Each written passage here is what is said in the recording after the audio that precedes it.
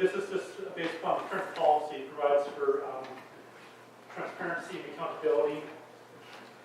And so the society, like the requirement of having financial statements and having audit, would be transparent, would be accountable to the membership. It also help with the community's investments in housing. And the objective is to extend the life of the current rental housing units, and that can be achieved through additional financing. And ultimately, housing is a shared responsibility for membership and the entity. So right now there's a social housing program administered by Canada Mortgage Housing Corporation pursuant to the National Housing Act. And this program allows for the provision of low-cost loans to First Nations and their entities. And so there's a possibility that the Housing Authority could actually apply to Canada Mortgage Housing Corporation for a low-interest, low-cost loan to provide more housing on reserve. To provide for planning, building, owning, administering, and maintaining low-rent housing for members. And so the word here is low rent. And so this program is only for low income. The benefit of BC Housing is it provides for also for moderate income. I just want to add a little note with the CMHC. I know the homes that were built, that we just talked about, that were built in poor condition, were CMHC. I have met with them last week, and we discussed how the program has changed. And it has changed very dramatically, where now the First Nations or whoever is managing the housing, they will determine the quality of the homes. How do you want it? How do you choose your contractors before? They will choose everything for you, and this is the quality that you get. Whereas it has completely changed. Another change is that there is no income verification. Rent is set, so you don't have that rent increase all the time, which threw people off in the past, right? So just a note on that. We can discuss more about that later, but they have improved a lot.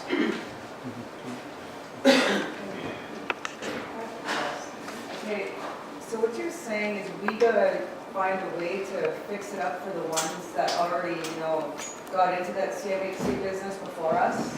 That we cannot rebuild as me, him and his kids, and our kids, and, him and his future kids, and my kids and their future kids, and my grandkids. They all gotta, be liable for the past? No. Okay. No, the intent is to build new homes. What I'm saying is that I know that some people have expressed concern to me that they don't want to get a loan through CMHC again for new homes because of the history. But what I'm saying is the program have changed, so if we do enter into an agreement to build new homes, it has changed drastically and is a better program. Well, okay, I want to ask a question right here. I have 5 children. Most of them are, getting grown now, but I have twins right now. And these health conditions have been, very touchy in the past to the future.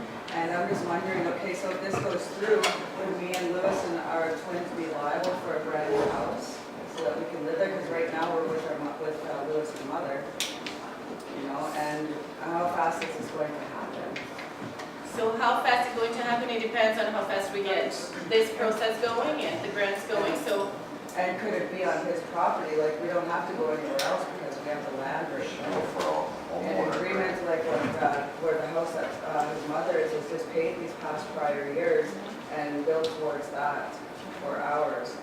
So it sounds like you have already your projects in mind, and I would love to meet with you and we can talk about the opportunities for you. Yeah. But so regarding new homes that we plan on building this year, as long as we can get the process moving, there's an eligibility criteria and a matrix that is going to be developed to identify urgency and priority. So in the past, it was you have your name on the list, and once we have a house, it goes before chief and council and they decide who lives there. That's what the current policy states. So changing that to something that is more transparent, that this is a matrix, this is how we score, and this is where you fit in the priority. That's what I mean, having the money taken out every month by whoever's in charge of these places, and that's just the way it is. So we'll talk about your specific case after. That's okay. I have a question. Yes. You mentioned mentioned something about housing authority can take out a loan. That's correct. Okay. Just, is interest attached to that? That's correct. So with respect to a loan from the Canada Mortgage Housing Corporation, the loan would be at a lower interest rate, and that's the benefit of having a loan guaranteed through CMHC, is it provides for a low-cost loan. Okay, the next question is, the interest, would it kick in right away, or is there a time? Some places they say 5 years and then the interest will kick in. Right, so normally on a straight finance, the interest starts accruing once the loan proceeds are advanced. So say for example, you have a project that's being built, and CMHC advances the funds, there'd be agreement regarding those funds being advanced regarding when the interest is payable, likely to start accruing on day one. So you receive Oh, money in the bank today, the interest would start accruing today as well. so it doesn't matter whether it takes you 5 years to have enough houses to offset some of that interest? Yes, ordinarily it's when you have the money received from the lender, that's when the interest starts accruing. What is the interest rate on I don't have any information regarding interest rates, regarding the current framework from CMHC, but they call it low-cost loans to make it affordable for First Nation and their entities to borrow money for funding for housing for members. And so right now the prime rate is what, is it 3% now, prime rate in Canada? And so we can provide more information, South will provide more information regarding the potential for financing and the rates.